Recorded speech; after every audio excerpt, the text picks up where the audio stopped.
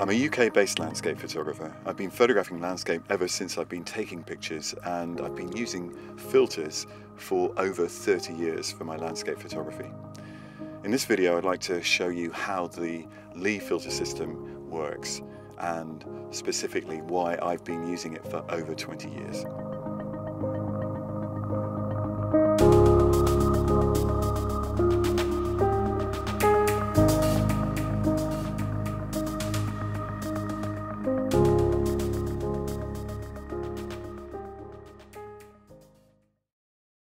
So the foundation of the LEE system is the adapter ring, and there are many adapter rings because there are many lenses in photography, and if you're not sure what the right thread is for your lens, you will often find it inscribed on the inside of the lens cap.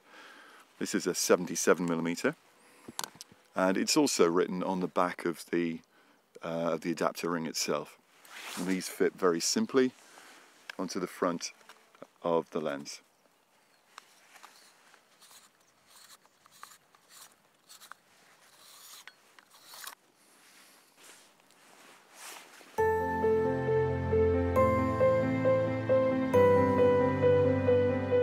Essentially, there are two different kind of adapter rings in the LEE system.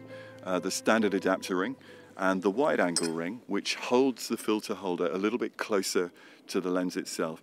The idea of the wide angle adapter is to avoid vignetting with super wide and wide angle lenses. And generally they're considered essential for very wide lenses. That would be in the kind of 10 to 20, 21mm area on full frame. And also with APS sensor cameras. They fit in exactly the same way as the standard adapter ring.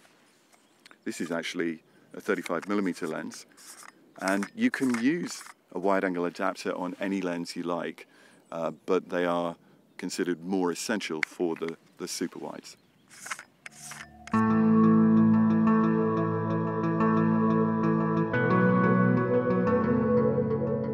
The filter holder itself is a beautifully simple, very robust design. It comes ready assembled with two guide rails for the filters, and it fits using two little chisel-shaped lugs on one side of the back of the holder and a spring-loaded brass plunger on the other. And that's the key really to fitting it on and off easily. It goes on like this. It really couldn't be easier. It comes off just as easily. So fit the little lugs on one side, and then the plunger releases and allows it on the other.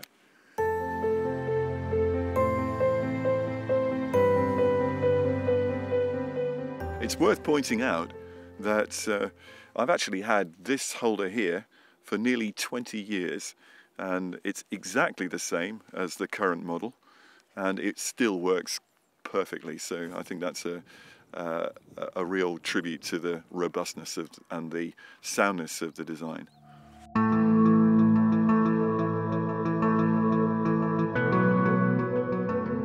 It's generally best to put the filter in the holder off the camera, although not essential, and it's very easily done. Couldn't be easier. Just slots into the guide rails like that. As a general rule, I would also suggest using the rear guide rails if you're only using one filter. And it is important not to cross-thread the filter, which it is possible to do if you have two guide rails, because then the filter is not parallel with the back of the camera, with the film or with the sensor. And with some lenses that can cause focus shift.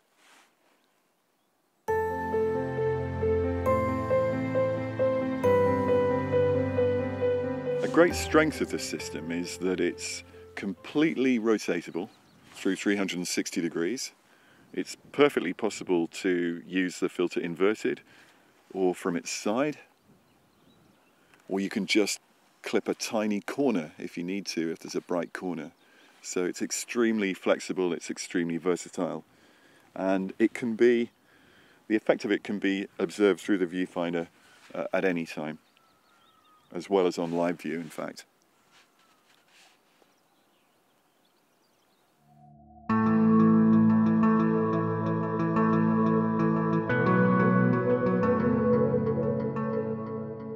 very important in bright or sunny conditions to avoid direct sunlight either in the lens itself or on the filter assembly.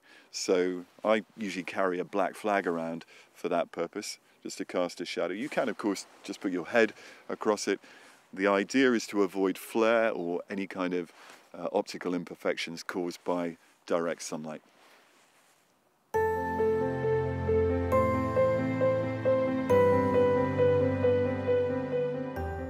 It's really not a good idea to carry the camera around on a tripod over your shoulder, which is, you often see it happen with the holder still on the lens. So strongly recommend take the holder off if you're going to carry the camera around on the tripod.